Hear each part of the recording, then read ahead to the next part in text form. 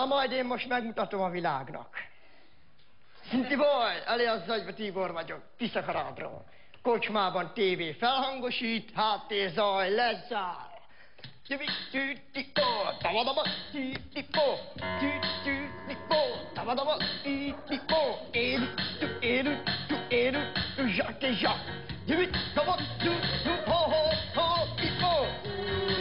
Élet vár, felejts el mindent, mindent, ami vár. Jövőt fényesen, jól tudod, ha rájöttél, boldog élet rád, csak barátunk van.